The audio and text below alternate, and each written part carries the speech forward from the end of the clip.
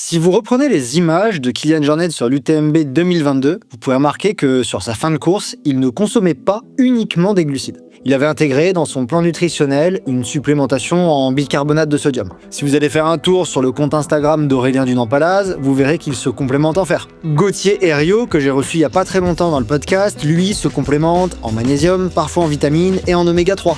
Martin Kern, que j'ai reçu également, est accompagné par Nutriforce et consomme plusieurs suppléments.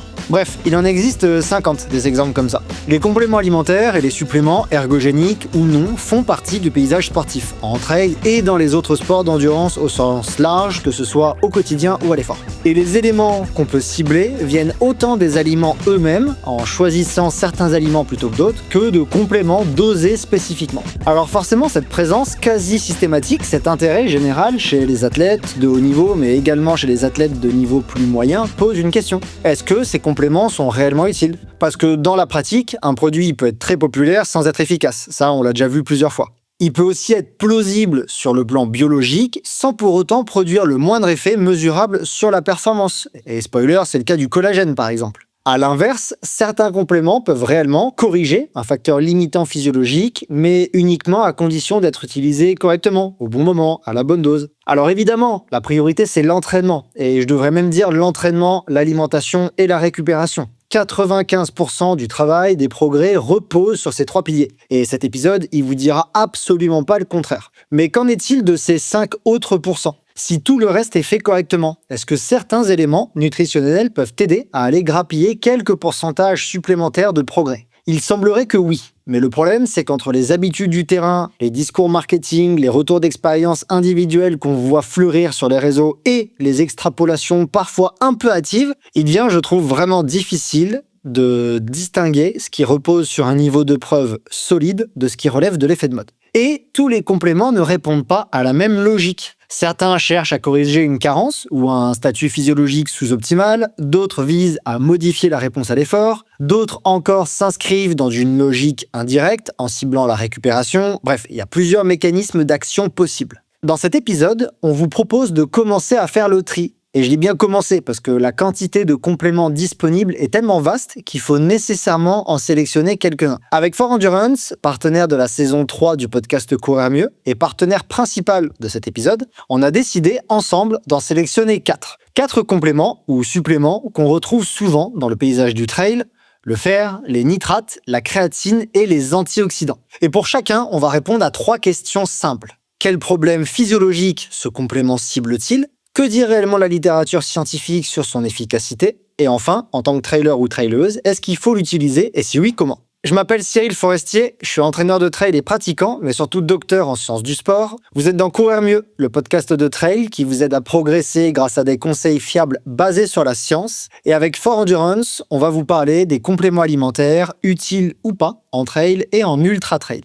Avant de commencer, je remercie Suunto, également partenaire de Courir Mieux pour la saison 3 du podcast. Suunto, c'est cette marque finlandaise vieille de 90 ans dont j'utilise les montres et les écouteurs depuis plus de 2 ans maintenant. Moi, j'utilise surtout la Vertical 2 qui a une autonomie énorme et une carto détaillée très lisible grâce à son grand écran AMOLED. Depuis leur récente grosse mise à jour, on a aussi des outils comme un champ de données personnalisé sur l'écran carto ou encore une mesure de suivi de la fréquence cardiaque de récupération après effort que je trouve utile pour suivre sa forme. Vous pouvez découvrir les produits Suunto avec moins 10% grâce aux liens et au code présents en description de l'épisode.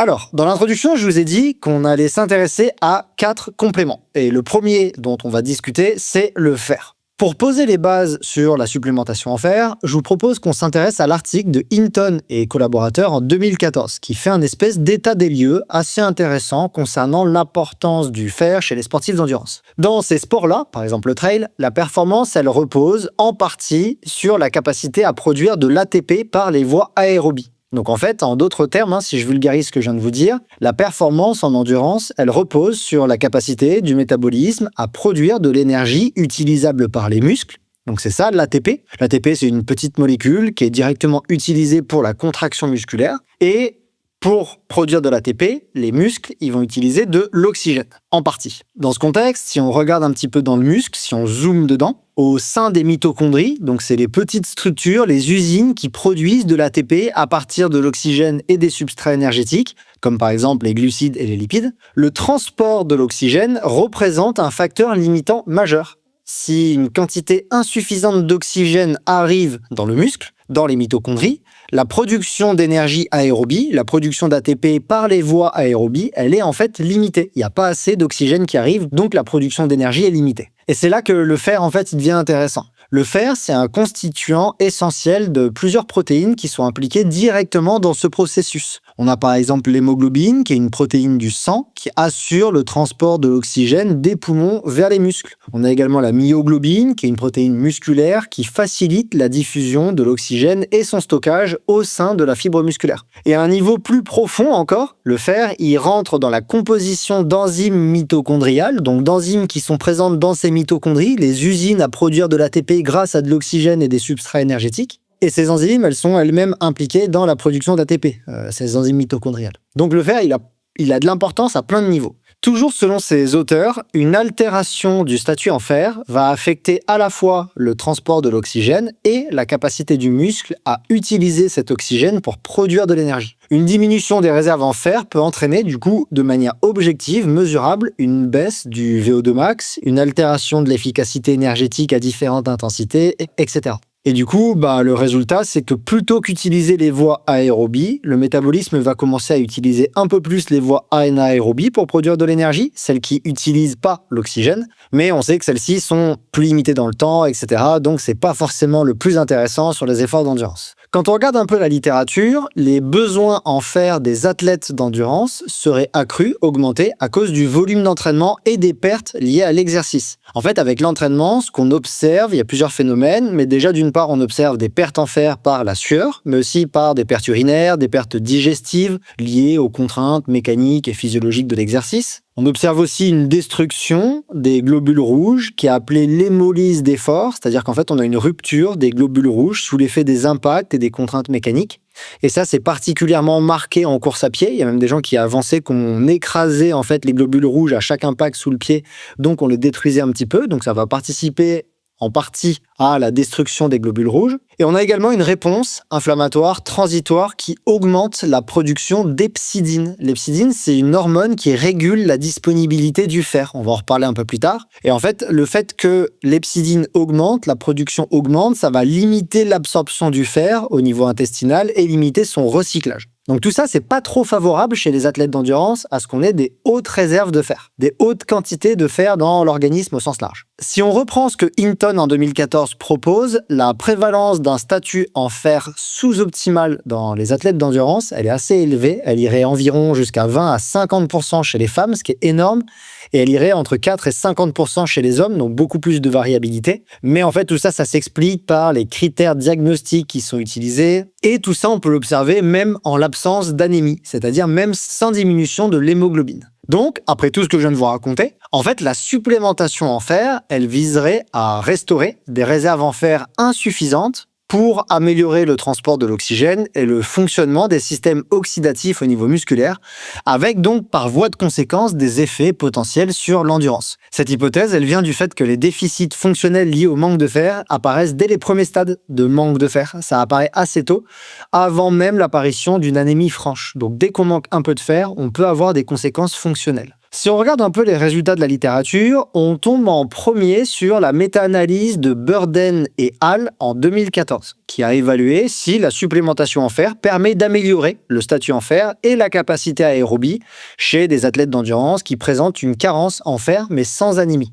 Donc on est bien chez des individus carencés. Pour ce faire, les auteurs ils avaient regroupé 17 études, ce qui représente un total de 443 participants, avec 80 hommes pratiquant des sports d'endurance. Tout le reste, c'était des femmes. Les athlètes inclus, ils devaient présenter une ferritine basse, inférieure à 35 microgrammes par litre, tout en conservant une hémoglobine normale, c'est-à-dire qu'ils n'étaient pas anémiés. Les protocoles y variaient beaucoup entre les études, avec des supplémentations orales, des supplémentations injectables, sur des durées qui allaient de quelques jours à plusieurs semaines. Bref, il y avait de la variabilité dans ce qui était observé. Les auteurs, ils ont analysé la ferritine, le fer sérique, la saturation dans la transférine et l'hémoglobine, ainsi que les performances aérobies avec le VO2 max. Et les résultats, ils montrent que la supplémentation en fer entraîne une amélioration importante du statut en fer. Donc déjà, c'est efficace pour remonter le statut en fer. Les effets, ils sont jugés importants à très importants pour la ferritine, le fer sérique et la saturation de la transférine, et un peu plus modérés pour l'hémoglobine, malgré l'absence d'anémie initiale. Et les résultats, ils montrent aussi une amélioration modérée mais significative du VO2 max,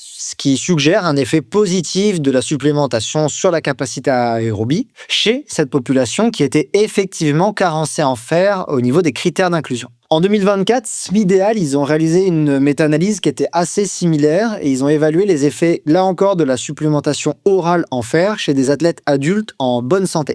Donc, ils ont pu regrouper 13 essais randomisés contrôlés pour un total de 449 participants, presque que des femmes, 432 femmes et 17 hommes, avec des profils sportifs assez variés. Les protocoles y variaient également selon les études, avec des doses de fer allant de 15 à 100 mg par jour, sur des durées qui pouvaient être comprises entre quelques jours et 8 semaines. Là encore, il y avait plein de marqueurs qui étaient analysés, dont la ferritine, l'hémoglobine, la transférine et évidemment le VO2 max pour représenter la performance aérobie. Les résultats, ils montrent que la supplémentation en fer a engendré une augmentation significative de la ferritine, donc des réserves de fer dans l'organisme, mais les autres marqueurs, comme l'hémoglobine, n'ont pas été significativement modifiés, eux. Au niveau de la performance, les résultats ils sont également assez nuancés, un peu plus que dans la méta-analyse précédente.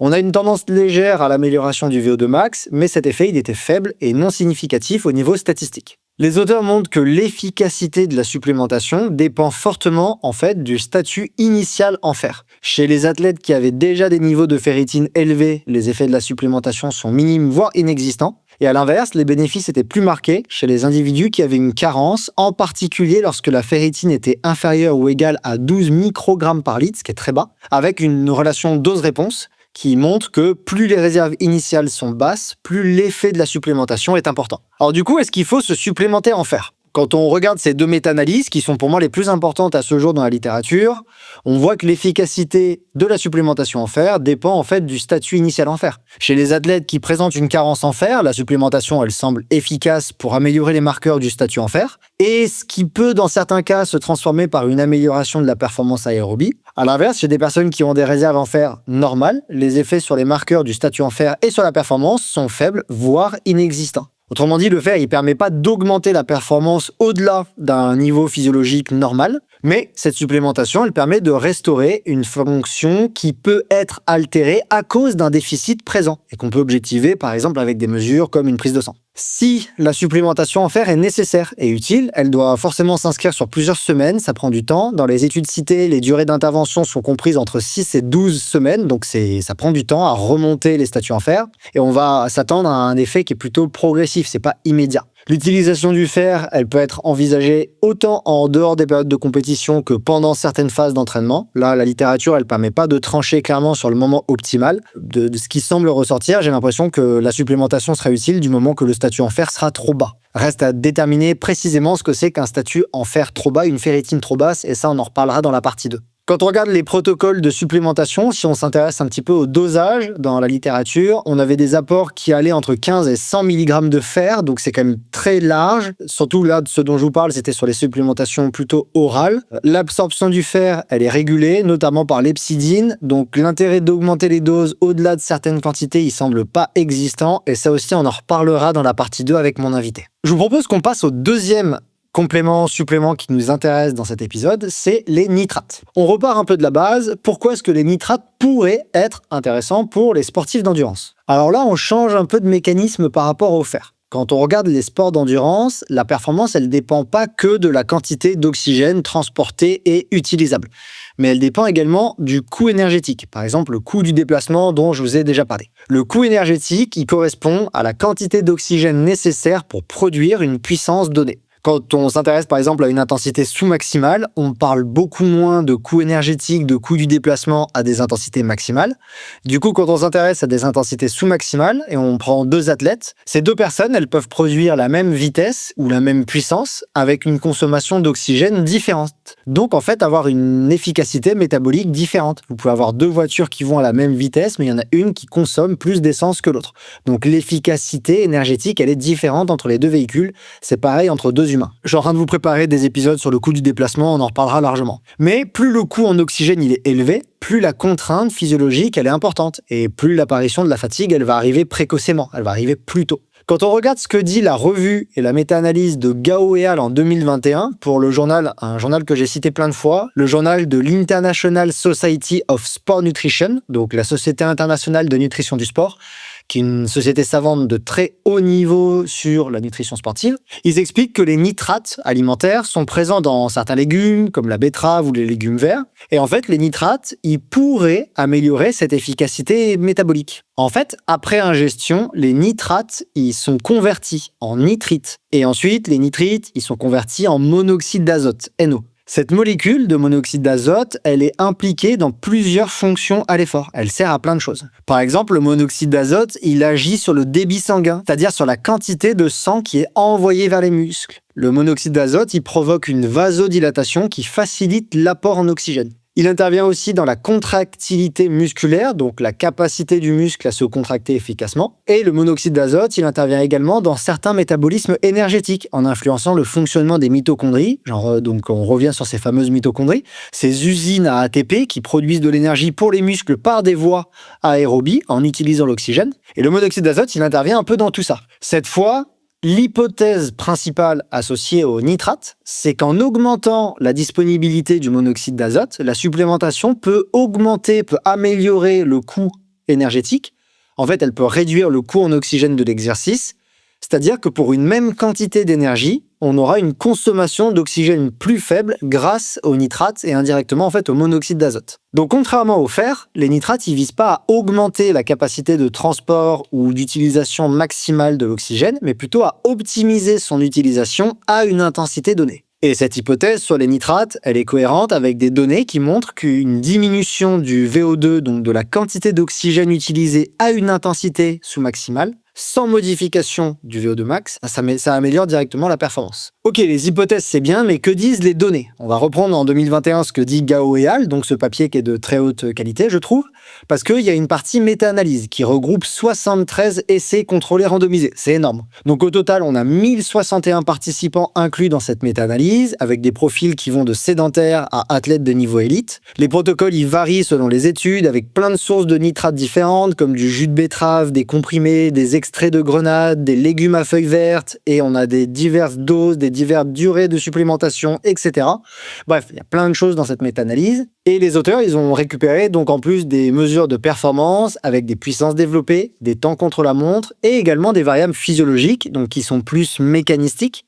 C'est pas la performance, c'est des mécanismes qui permettent de comprendre la performance, comme par exemple le VO2 max, le lactate sanguin, etc.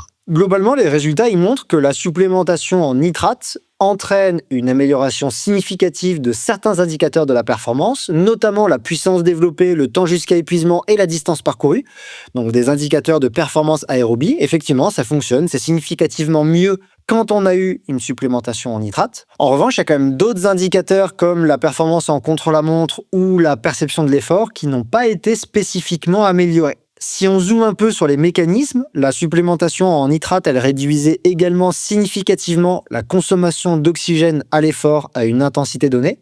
Donc on retrouve bien l'hypothèse de base, à savoir une meilleure capacité à produire un même effort en consommant moins d'oxygène. Donc en gros, une amélioration de l'efficacité au niveau musculaire. Par contre, quand on regarde le VO2 max et le taux de lactate sanguin, ils n'étaient pas significativement affectés, mais c'est pas tant surprenant. Dans cette méta-analyse, il y a un autre résultat, moi, que je trouve assez important. Comme souvent dans les méta-analyses, c'est souvent cette partie qui est la plus intéressante, c'est les analyses de sous-groupes. En gros, comme il y a plein de choses qui sont mélangées, ils ont décortiqué un petit peu pour voir s'il y avait des situations où les nitrates étaient plus efficaces que d'autres, etc. C'est souvent ça, les analyses de sous-groupes, c'est identifier des conditions où l'effet global, il est parfois supérieur, parfois inférieur. Ce qui est intéressant, c'est que l'effet, il semble dépendre du VO2, donc du niveau d'entraînement des individus. En fait, une diminution significative du VO2 à une intensité donnée, donc de l'utilisation d'oxygène à une intensité donnée, était observée uniquement chez les athlètes de niveau récréatif. Et par contre, on ne retrouvait pas l'effet chez les athlètes élites ou les sédentaires. Et les auteurs, ce qu'ils suggèrent, c'est qu'en fait, ce résultat, il s'explique par le fait que l'efficacité musculaire des athlètes élites, elle est déjà optimisée par l'entraînement,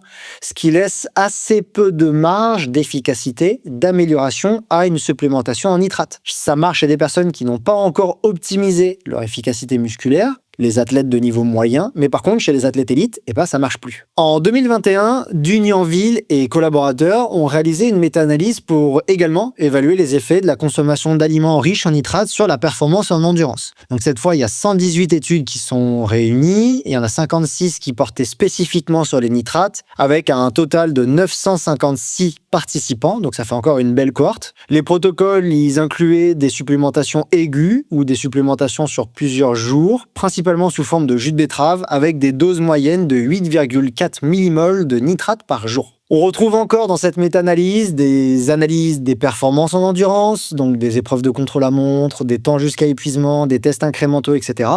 Et les résultats, ils montrent que la consommation en nitrate entraîne une amélioration significative mais faible de la performance, avec une faible hétérogénéité entre les études. Les améliorations, elles étaient plutôt marquées sur les tests de temps jusqu'à épuisement, alors que les effets sur des temps contre la montre étaient plus faibles. Et les bénéfices étaient observés à la fois avec une prise aiguë et après plusieurs jours de supplémentation, sans différence au niveau statistique entre ces deux approches dans l'utilisation des nitrates. Là encore, on a des analyses de sous-groupes qui sont intéressantes et on voit qu'il y a pas mal de variabilité interindividuelle, donc des effets plus ou moins variables en fonction des individus. Les effets, ils sont présents chez les hommes, mais pas chez les femmes.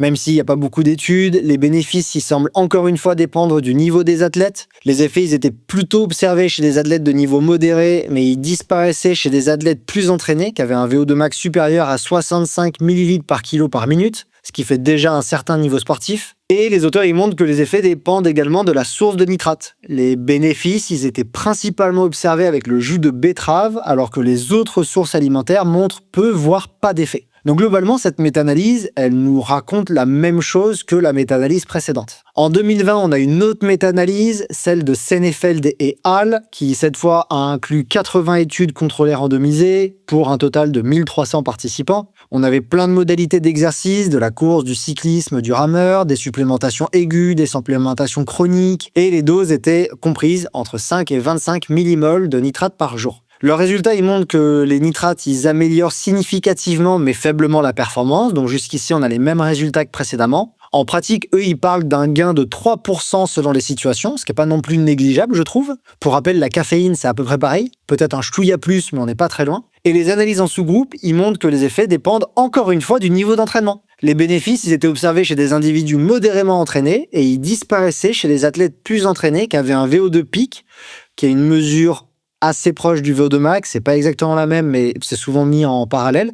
Et encore une fois, qui avait un VO2 pic supérieur à 65. Donc on retrouve cette espèce de barrière-là qui marquerait un espèce de seuil au-dessus desquels les effets des nitrates disparaissent et en dessous desquels les effets des nitrates sont présents. Et dans cette étude, il montre également une absence d'effet chez les femmes, bien que celle-ci soit encore une fois très peu représentée dans les études. Les effets, ils semblaient plus marqués cette fois sur des efforts courts et de haute intensité et plus limités lors d'exercices d'endurance prolongés. Et enfin, aucun effet dans cette dernière méta-analyse n'avait été observé pour des doses faibles, donc inférieures ou égales à 5 millimoles par jour. Pour rappel, dans la méta-analyse précédente, on était à 8,7 millimoles par jour. Et les effets apparaissaient avec des doses supérieures. Et enfin, le moment de prise, il semblait intéressant, en tout cas important, avoir un effet significatif. La fenêtre optimale, c'était lorsque les nitrates étaient consommés environ 2 à 3 heures avant l'exercice, ce qui met un peu de côté les protocoles de prise chronique sur plusieurs jours avant un effort. Du coup, est-ce qu'il faut se supplémenter en nitrates ? Ça va peut-être dépendre du contexte et de qui vous êtes. Les méta-analyses, elles montrent que les bénéfices, ils vont surtout concerner les athlètes de niveau récréatif à modérément entraînés.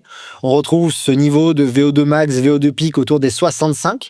Donc si vous connaissez votre VO2 max, votre VO2 pic, vous pouvez peut-être décider si ça peut être intéressant pour vous ou pas. Et ça suggère en fait ce résultat que les adaptations induites par l'entraînement optimisent déjà les mécanismes que les nitrates ciblent. Les effets, ils semblent également plus marqués sur des efforts courts et intenses et plus limités lors d'exercices prolongés, mais ça reste à confirmer parce qu'il n'y a pas beaucoup d'études qui permettent de conclure toujours dans cette direction. Si on reprend les résultats, la supplémentation en nitrate, si elle vous intéresse, elle peut être utilisée de manière aiguë ou sur quelques jours. Les deux approches semblent produire des effets comparables. Contrairement au fer, il ne s'agit pas donc d'une intervention exclusivement chronique, c'est plutôt un levier ponctuel qu'on va utiliser en amont d'une compétition par exemple. Les bénéfices y sont observés pour des apports qui doivent être quand même conséquents, supérieurs à 8 millimoles de nitrate par jour, avec un effet optimal lorsque la prise est réalisée 2 à 3 heures avant l'effort. En fait, ça correspondrait au pic de conversion des nitrates en nitrites, etc. Pour conclure sur les nitrates, je pense qu'il faut vraiment garder à l'esprit que les réponses semblent très variables d'un individu à l'autre et que certains athlètes ne présentent aucun bénéfice. Les effets, ils semblent également dépendre de la source de nitrate, le jus de betterave étant la forme la plus étudiée. Et il faut garder à l'esprit que d'autres facteurs, qui sont rares mais qui existent, comme par exemple l'utilisation de bains de bouche antibactériens, peuvent altérer la conversion de nitrate en nitrite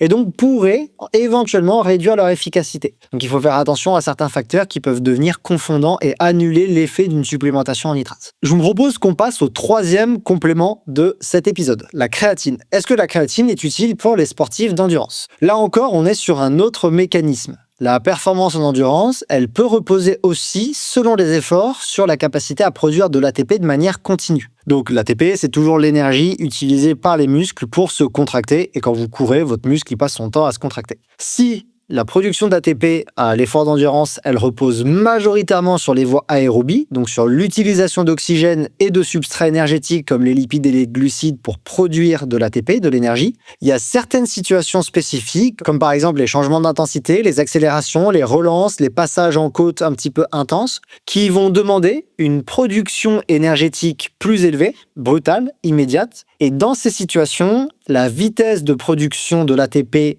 par les voies aérobies, elle peut devenir un facteur limitant, parce que c'est quand même un processus qui prend un peu de temps, qui a une certaine inertie et qui a un certain débit. Dans leur revue de littérature, Kreider et al. En 2017, ils expliquent que la créatine, elle est stockée majoritairement dans le muscle sous forme de phosphocréatine, c'est-à-dire une molécule qui est capable de régénérer très rapidement, plus rapidement que l'oxygène, de l'ATP. Donc ce système, il constitue une réserve d'énergie qui est presque immédiatement disponible. La phosphocréatine, elle permet de reconstituer rapidement l'ATP à partir de l'ADP, donc c'est une enzyme créatine kinase, c'est pas forcément central pour ce que je vous raconte là, mais au moins vous le savez. Et ce mécanisme, il agit comme un espèce de tampon énergétique qui permet de maintenir la disponibilité en ATP lorsque la demande énergétique, elle augmente brutalement. Donc par exemple, si d'un seul coup vous faites un dépassement de quelqu'un en accélérant sur quelques mètres, la phosphocréatine, elle va venir aider à ce moment précis pour produire de l'ATP pendant que vos voies aérobies elles continuent à fonctionner avec une certaine inertie. La créatine, elle participe aussi au transport de l'énergie au sein de la cellule. En fait, elle agit comme une espèce de navette entre des sites de production de l'ATP, donc les mitochondries, ces usines à ATP qu'on a dans nos muscles,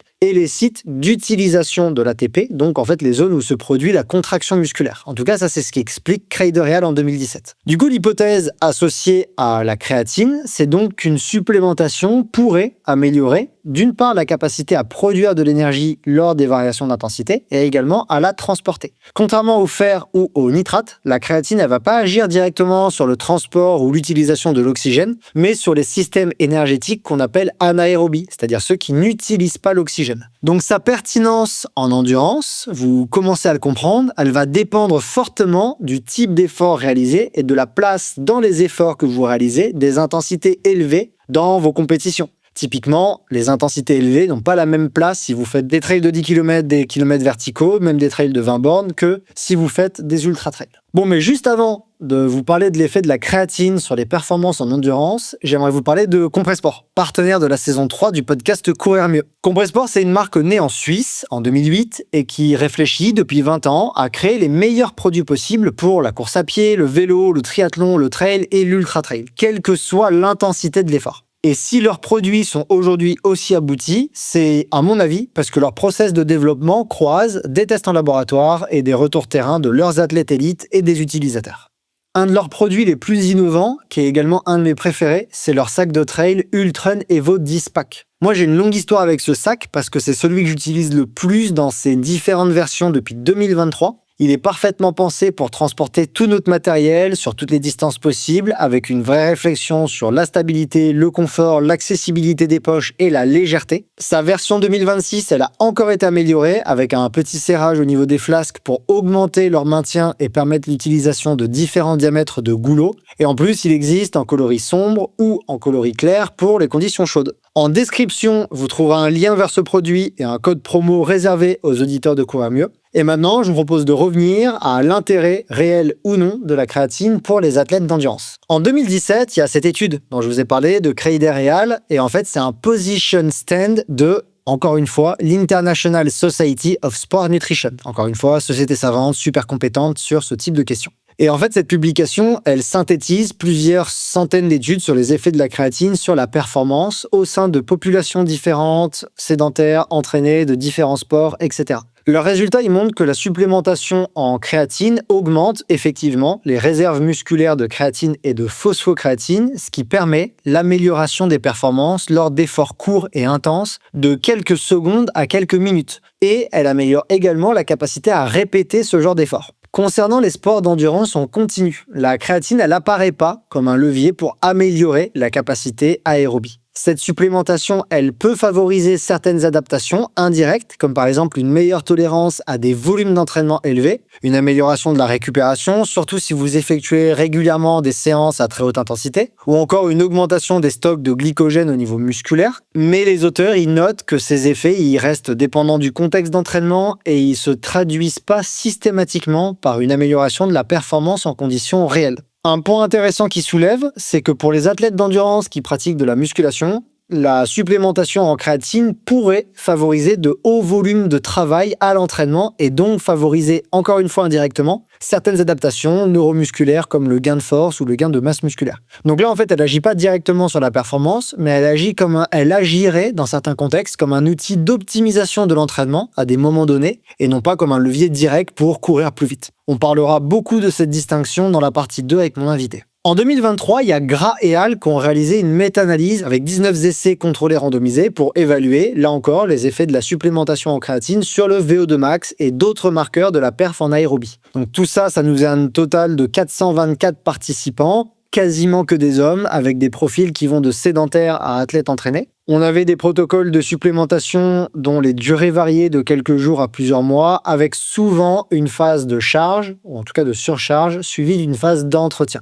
Les résultats, ils montrent que le VO2 max augmente dans les groupes supplémentés, comme dans le groupe placebo, mais que l'augmentation est significativement plus faible avec la créatine. Donc en fait, l'analyse dans cette étude, elle montre que on a un effet significatif, mais négatif, de la supplémentation sur le VO2 max. Leurs analyses complémentaires, elles confirment ces résultats, avec en fait un VO2 max légèrement inférieur après supplémentation en créatine comparativement à une supplémentation avec un placebo. C'est pas top si vous faites de l'endurance. En revanche, quand on regarde les autres paramètres aérobie, ils étaient globalement peu modifiés. Il n'y avait par exemple pas d'effet significatif sur le temps jusqu'à épuisement, ni dans un sens ni dans l'autre, et il n'y avait pas d'effet significatif sur la puissance maximale. Un point intéressant, ça concerne le seuil ventilatoire qui semblait légèrement amélioré dans certaines analyses en sous-groupe, donc le seuil ventilatoire 2, ce qui suggère une possible amélioration de l'efficacité à intensité légèrement sous-maximale.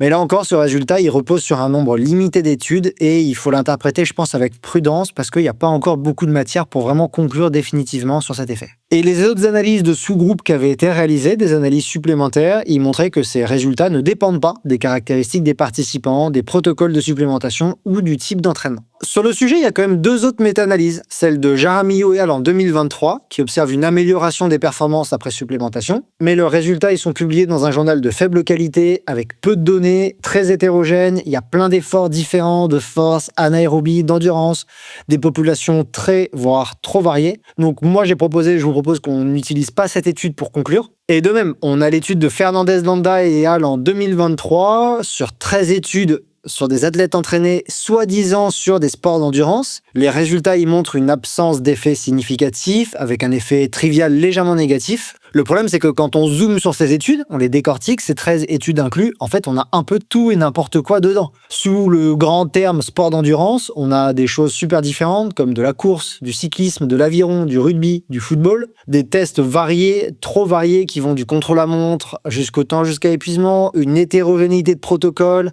Il y a beaucoup trop de matières différentes dans cette méta-analyse pour qu'on puisse l'utiliser pour conclure sur la créatine. Alors du coup, est-ce que vous devez vous supplémenter en créatine? Les données disponibles, elles suggèrent que plutôt non. Ça ne semble pas être un levier pertinent pour améliorer votre performance en endurance continue. Les travaux y montrent une absence d'effet, voire un effet légèrement défavorable. L'effet, il pourrait exister dans des contextes spécifiques. Peut-être que ça présenterait un intérêt chez des athlètes qui pratiquent des efforts très courts et intenses. Je pense à du kilomètre vertical, de la course en montagne, avec du travail régulièrement à très haute intensité, des fractionnés courts, etc. Donc dans ce contexte spécifique, ça peut être intéressant. De la même manière, ça peut être intéressant dans des périodes de la saison ou des entraînements où on a beaucoup de séances intensives, beaucoup de séances de musculation. Mais en dehors de ces contextes très spécifiques, la supplémentation en créatine, elle semble pas chroniquement intéressante. Si on regarde un peu les modalités de supplémentation, la littérature, elle utilise généralement des protocoles avec une phase de surcharge, avec environ 20 grammes de créatine par jour pendant 5 à 7 jours, et ensuite une phase d'entretien avec 3 à 5 grammes par jour. En tout cas, ça c'est ce qu'explique Kreider et al. En 2017. On trouve également des protocoles sans phase de surcharge, avec une prise quotidienne d'environ 3 à 5 grammes par jour. C'est également possible, mais on aura une augmentation plus progressive des stocks au niveau musculaire. Et dernière chose importante à souligner, la supplémentation en créatine, elle entraîne fréquemment une prise de masse corporelle de l'ordre de 1 à 2 kg, ce qui est notamment lié en fait à une augmentation de la rétention d'eau au niveau intracellulaire. Dans un sport comme le trail ou l'ultra où le coût du déplacement il est important, cette prise de masse en tout cas, elle peut être défavorable. Donc avec tout ce que je viens de vous raconter, la créatine elle apparaît comme un complément peu pertinent en endurance pure et elle peut uniquement présenter un intérêt de manière très spécifique et ciblée dans des contextes restreints qui va être lié à l'entraînement à haute intensité ou en musculation ou au format d'efforts très courts. Mais de manière générale, en dehors de ça, c'est peut-être pas le complément le plus pertinent. Je vous propose qu'on s'intéresse maintenant au dernier type de compléments et suppléments qui nous intéressent aujourd'hui, à savoir les antioxydants. Donc on l'a dit, dans les sports d'endurance, de la production d'énergie, elle vient en grande partie des voies aérobies, donc de l'utilisation d'oxygène au niveau des muscles pour produire de l'énergie. Et tous ces mécanismes aérobies, l'utilisation d'oxygène, elle s'accompagne inévitablement de la production de ce qu'on appelle des radicaux libres. Les radicaux libres, c'est des molécules qui sont très réactives et contenant un électron non apparié. Ces molécules, elles sont souvent associées, les radicaux libres, à des effets plutôt délétères, mais en réalité, elles ont un rôle qui est beaucoup plus complexe. Le récent Position Stand de devinez quelle société savante, la Société internationale de nutrition sportive, c'est le papier de González et al. En 2026, qui clarifie tout ça. Ces radicaux libres, ils participent à des processus qui sont en fait essentiels, comme la signalisation cellulaire. On parle de voies comme AMPK.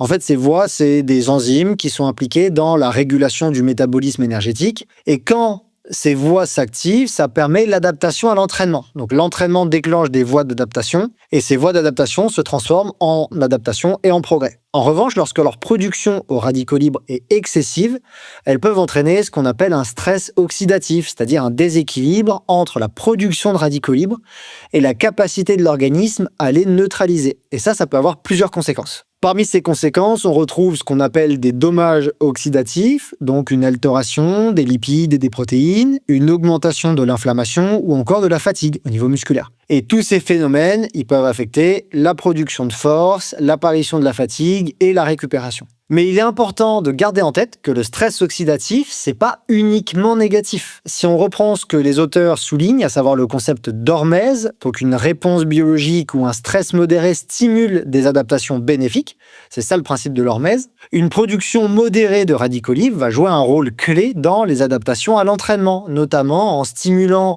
la biogénèse mitochondriale, donc c'est-à-dire la création de nouvelles mitochondries, de nouvelles usines à ATP, à énergie grâce à l'oxygène, et en stimulant des systèmes de défense antioxydants qui sont propres à l'organisme. Quand on regarde un petit peu comment est-ce que l'organisme fait face à ces radicaux libres, on remarque des systèmes de défense qu'on va appeler des antioxydants endogènes. L'entraînement en endurance, il renforce ces défenses, en fait, en augmentant progressivement la capacité de l'organisme à gérer le stress oxydatif. Donc, une partie des adaptations à l'entraînement repose justement sur cette exposition répétée aux radicaux libres qui entraîne notre capacité à les gérer. Et en complément, l'alimentation, elle peut apporter des antioxydants qu'on va appeler exogènes, qui sont présents dans de nombreux aliments comme les vitamines antioxydantes, la vitamine C, la vitamine E, les caroténoïdes, qui sont présents dans les légumes colorés, ou encore les polyphénols, comme les tannins, les acides phénoliques, qui sont présents dans le thé ou le café, les flavonoïdes, notamment les anthocyanines, qui sont présents dans les fruits rouges, la myrtille, la cerise ou le cassis, etc. Tous ces composés, ils peuvent agir directement en eux aussi neutralisant les radicaux libres, mais aussi indirectement en stimulant le système de défense de l'organisme endogène, donc qui sont propres à l'organisme. Donc si on repart sur l'hypothèse associée à la supplémentation en antioxydants, c'est en fait qu'en réduisant le stress oxydatif induit par l'exercice, tous ces composés, ils vont permettre de limiter les dommages musculaires, d'améliorer la récupération et donc potentiellement de soutenir la performance par éventuellement plus d'entraînement. Mais il y a quand même le revers de la médaille. Ils peuvent aussi atténuer les signaux qui sont nécessaires aux adaptations à l'entraînement et donc cette fois limiter les progrès. Donc on va voir ce que la littérature conclut. Quand on regarde la revue dont je vous ai parlé de Gonzalez et al. En 2026, et eux en synthétisant les données issues de plusieurs études qui portent sur différentes populations, des athlètes d'endurance et une grande variété de composés antioxydants, des vitamines, des polyphénols, des caroténoïdes, le Position Stand de cette société savante conclut Ce papier consensus conclut que les effets des antioxydants sur la performance sont dépendants du contexte et globalement peu consistants. Dans la majorité des cas, la supplémentation n'entraîne pas d'amélioration significative de la performance en endurance. Il y a certaines molécules spécifiques, comme par exemple le jus de cerise qui est riche en anthocyanine qui présente des effets potentiels, mais le niveau de preuve, il est faible à modéré et dépend des conditions expérimentales. Par contre, les effets, ils semblent beaucoup plus cohérents quand on regarde la récupération. Là, la supplémentation en antioxydants, elle peut réduire certains marqueurs de stress oxydatif, d'inflammation ou de dommages musculaires après l'exercice. Et tous ces effets, en fait, ils vont se traduire par une amélioration de la récupération à court terme, notamment lors de périodes d'entraînement intensif ou de compétitions rapprochées ou de contraintes environnementales importantes. Mais les auteurs y soulignent que ces améliorations de la récupération ne se traduisent pas systématiquement par une amélioration de la performance. Et le point central de cette revue, il concerne le paradoxe des antioxydants. Les auteurs y rappellent que certaines espèces de radicaux libres liés à l'oxygène, ce qu'on appelle les ROS, des molécules issues de l'utilisation de l'oxygène,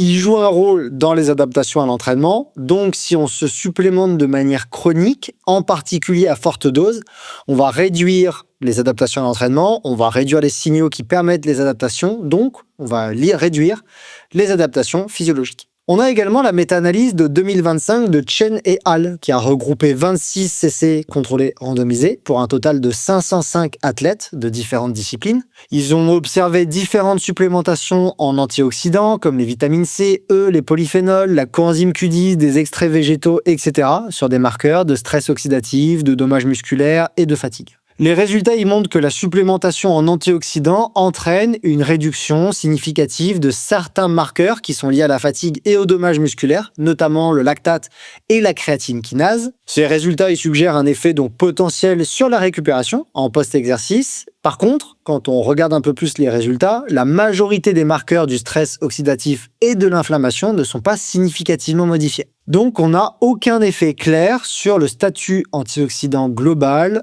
sur les enzymes antioxydantes endogènes ou encore sur certains marqueurs d'inflammation. Le point central qui ressort dans cette méta-analyse, moi je trouve, c'est qu'il y a une très forte hétérogénéité entre les études qui est liée à plusieurs choses, dont les différences de population, de niveau et de sexe, dont les différentes supplémentations, dont les différents protocoles expérimentaux, etc. On a également la méta-analyse de 2024 de Parenteau et al. Là, eux, cette fois, ils se sont concentrés sur les polyphénols issus de baies, donc cerises, myrtilles, grenades, raisins, etc., avec 14 essais contrôlés randomisés pour un total de 309 participants, avec des profils qui allaient du sportif récréatif à des athlètes entraînés. On avait des protocoles d'intervention qui variaient entre des supplémentations sur 4 jours et d'autres sur 8 semaines, souvent sous forme de jus, de poudre ou d'extrait concentré, avec des doses variables de polyphénol et d'anthocyanine. Globalement, les résultats y montrent que la supplémentation en polyphénol issue de baies n'entraîne pas d'amélioration significative de la performance, quel que soit le paramètre étudié. Par contre, il y avait une tendance à l'amélioration du temps jusqu'à épuisement, mais l'effet était modéré et non significatif. Eux, ce qu'ils retrouvent également, c'est pas d'effet sur l'inflammation ou les dommages musculaires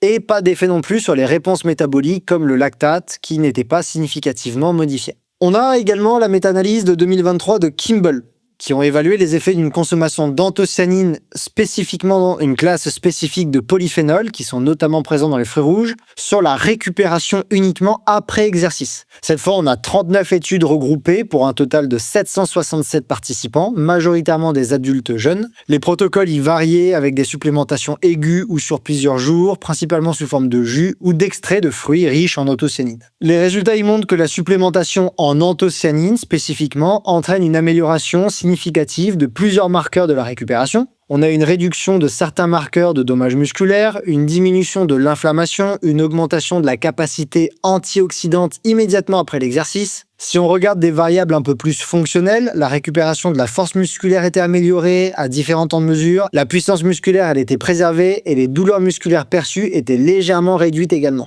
Donc c'est plutôt bénéfique en faveur des anthocyanines. Ces effets, ils étaient surtout resserrés autour de la récupération post-exercice et non pas sur la performance elle-même. Et là encore, on a en fait une certaine hétérogénéité dans les résultats qui est liée à différents protocoles ainsi qu'à la variabilité des composés utilisés. On en reparlera dans la partie 2 avec mon invité. Je trouve intéressant de noter qu'on a des méta-analyses plus anciennes qui avaient déjà étudié cet effet. On va pas rentrer dans leurs détails, mais quand on regarde la méta-analyse de Sommerville et al. En 2017, de Bloedon et al. En 2019, de Martinez-Negrin et al. En 2020, de Carré et al. En 2021 et de Zamri et al. En 2022, le message commun de ces travaux, c'est que les antioxydants comme les polyphénols peuvent produire des effets favorables mais modestes et dépendants du contexte. Les effets positifs, ils sont surtout sur des marqueurs de stress oxydatif et d'inflammation ou encore sur la récupération musculaire après des efforts dommageables. Par contre, des marqueurs de performance comme le VO2 max, la force, la puissance ou l'adaptation chronique à l'entraînement sont plus inconsistants. Donc, la littérature ancienne, elle converge déjà vers l'idée que les polyphénols ne constituent pas un levier ergogénique majeur et systématique. Ça semble plutôt intéressant en tant qu'outil ponctuel qui peut aider dans certaines situations, notamment de récupération quand on a des contraintes répétées sur un faible temps, par exemple des courses à étapes. Mais le niveau de preuve global, il est limité et il y a quand même beaucoup d'hétérogénéité dans les protocoles, les composés et les populations étudiées. Du coup, est-ce qu'il faut se supplémenter en antioxydants ? Quand on regarde la littérature, la supplémentation en antioxydants ne semble pas améliorer la performance en endurance. En revanche, en consommer, leur consommation ou leur supplémentation, notamment les polyphénols et notamment les anthocyanines, peut réduire certains marqueurs de dommages musculaires et d'inflammation ou de fatigue après l'exercice. Ces effets ils vont être dépendants du contexte. Donc par exemple, ils vont être surtout utiles sur des périodes d'entraînement très intensives, des compétitions rapprochées, des courses à étapes ou des efforts particulièrement dommageables. En gros, typiquement, moi je vois ça comme après une grosse compétition sur une période restreinte. Et par contre, une supplémentation chronique, en particulier à forte dose, pourrait atténuer les signaux nécessaires aux adaptations à l'entraînement. Donc ça suggère que les antioxydants ne doivent pas être utilisés de manière systématique au quotidien sur le long terme, où ils peuvent devenir en fait contre-productifs, mais il faut plutôt les conserver pour des moments ciblés et ponctuels. Concernant les dosages, honnêtement, je trouve que la littérature ne permet pas de répondre à cette question. Pour les polyphénols et en particulier les anthocyanines issus des fruits rouges, on remarque que les études, elles utilisaient des concentrations entre 300 et 1000 mg par jour, souvent via soit des aliments, soit des extraits concentrés pour atteindre ces dosages. Il y a certaines recommandations un peu plus précises qui existent pour des composés en particulier, comme le jus de cerise, avec des recommandations de 60 à 90 ml par jour pendant quelques jours. Et concernant le moment de la prise, vous l'avez compris, ça va être principalement à un moment aigu, sur quelques jours ou juste après un effort vraiment très important, mais pas de manière chronique. On approche de la fin de cet épisode et je vous propose de faire un crochet par la rubrique encore plus loin avec Merrell. Merrell, vous le savez, c'est un partenaire de la saison 3 du podcast Courir Mieux. Et à chaque épisode, on vous propose sur les réseaux sociaux de Courir Mieux et de Merrell de poser vos questions et j'en sélectionne une ou deux que je propose à moi-même ou à mon invité, en gros qui est répondu dans l'épisode. Donc pour participer, on se retrouve sur les réseaux sociaux de Courir Mieux et de Merrell. Et dans cet épisode, la question que j'ai choisie, c'est est-ce que la vitamine D est utile pour les athlètes d'endurance? Alors, la vitamine D, pour bien comprendre, il faut d'abord rappeler que la vitamine D, c'est pas vraiment une vitamine au sens un peu classique. C'est en fait plutôt une hormone que notre corps fabrique principalement grâce à l'exposition de la peau au soleil et plus précisément à l'exposition aux UVB. Donc on peut aussi en trouver dans l'alimentation, par exemple dans les poissons gras notamment, mais la voie cutanée, c'est en fait la grande majorité de notre, entre guillemets, apport, de la production. Et le problème, c'est qu'aux latitudes typiquement européennes, entre globalement octobre et mars, les UVB, ils sont quasi absents. Donc résultat, la prévalence du déficit en vitamine D, elle augmente en hiver. Dans une étude britannique, bon, pas de bol, les Britanniques, sur près de 1000 jeunes recrues militaires actives, souvent dehors, il y avait seulement 9% des hommes et 36% des femmes qui étaient en statut suffisant pendant l'hiver. Donc déjà, le déficit, il est fréquent, même chez des gens qui passent beaucoup de temps, qui s'entraînent souvent dehors à cette période-là. Maintenant, est-ce que ce déficit, il a un impact sur la performance et la santé du sportif d'endurance? Le premier point, qui est probablement le plus important, ça va concerner l'immunité. Quand on regarde l'étude de Cheng, Xiun et Al, qui ont suivi 225 athlètes d'endurance pendant les 4 mois d'hiver, on remarque que les athlètes en déficit, c'est-à-dire avec un prélèvement sanguin en dessous de 30 nanomoles par litre, ont eu significativement plus d'infections des voies respiratoires supérieures, des infections plus longues et plus sévères que ceux qui avaient un statut optimal en vitamine D. Le deuxième point important pour la vitamine D, ça va concerner la récupération et l'inflammation. On a une étude de 2023 qui a supplémenté pendant 4 semaines des sujets actifs avec 5000 unités internationales de vitamine D par jour, puis ils les ont soumis à un effort d'endurance intense de 3 heures. Et ce qu'on remarque dans les résultats, c'est que dans le groupe supplémenté, les marqueurs de dommage musculaire, la créatine kinase et le lactate déshydrogénase étaient significativement plus bas après l'effort. C'est aussi intéressant de noter que la fréquence cardiaque maximale et la fréquence cardiaque moyenne pendant l'effort étaient également plus faibles dans le groupe supplémenté. Donc on a potentiellement un effet sur la récupération et sur l'effort d'endurance. Et le troisième point, ça va être la performance pure. Quand on regarde la méta-analyse plus récente sur le sujet de Viateal en 2024, qui regroupe 14 essais contrôlés randomisés chez des athlètes élites, la conclusion, elle va en fait dans le même sens. Ok, les effets sont hétérogènes, parfois positifs sur l'endurance aérobie, la puissance et la force, mais inconsistants. Mais surtout, c'est le point le plus important, les bénéfices y sont observés quasiment exclusivement chez les athlètes initialement carencés, exactement comme le fer. Une fois qu'on est en suffisance, entre guillemets, se supplémenter en vitamine D n'apporte donc rien de plus. Donc pour moi, en fait, il faut retenir 3 choses concernant la vitamine D. Premièrement, c'est pas un ergogène. Si vous êtes déjà en statut suffisant, en prendre plus, ça va pas vous faire courir plus vite. Deuxièmement, en revanche, être en déficit, c'est un problème pour les athlètes d'endurance. Ça va augmenter le risque infectieux, ça va dégrader la récupération et ça peut affecter la performance aérobie. Donc l'objectif, c'est de ne pas être en dessous du seuil de suffisance qui est généralement fixé entre 50 et 75 nanomoles par litre selon les recommandations. Et troisièmement, en pratique, ça veut dire qu'en hiver, à nos latitudes, une supplémentation est probablement intéressante pour beaucoup d'entre nous, surtout si vous vous exposez peu au soleil. Les doses qui sont généralement utilisées dans les études sont généralement entre 1000 et 5000 unités internationales par jour, et il faut noter que la limite supérieure tolérable fixée par les autorités de santé est de 4000 unités internationales par jour en supplémentation chronique. Donc idéalement, et c'est ça le vrai conseil que je vous donne en regard de la littérature, faire doser sa vitamine D sanguine, ça peut être intéressant en début d'hiver, et ajuster sa supplémentation sur les mois qui étaient cités plus haut, entre octobre et mars. Ajuster la supplémentation en fonction de votre statut réel, en discutant évidemment avec un médecin par exemple. En conclusion de cet épisode, on peut voir que tous les compléments alimentaires ne se valent pas.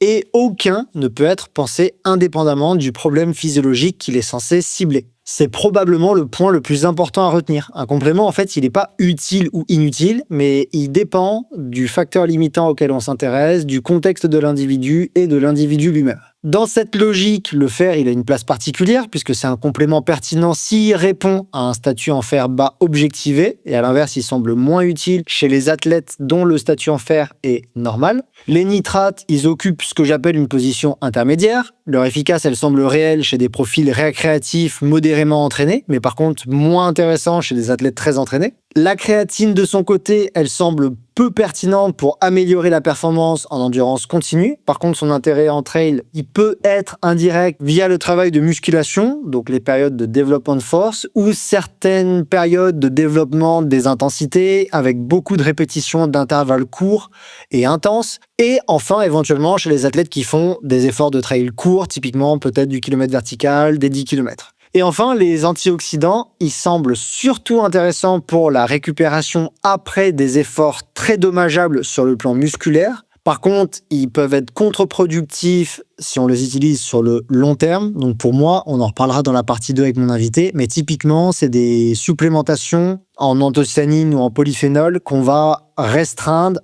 après une compétition très dommageable ou par exemple une situation où on a des courses à étapes. Je pense par exemple à l'UT4M qui se fait sur 4 jours. Au final, et comme souvent, la littérature elle montre que l'intérêt des compléments choisis va dépendre du contexte, du niveau de preuve et de la capacité à identifier ce qui limite réellement la performance ou la récup. C'est ni inutile ni magique, c'est des outils secondaires, parfois pertinents, presque toujours dépendant du contexte. Et avant de se demander quel produit il faut prendre, il faut d'abord s'interroger sur le problème qu'on cherche à résoudre et est-ce qu'en fait il y a vraiment un problème à résoudre.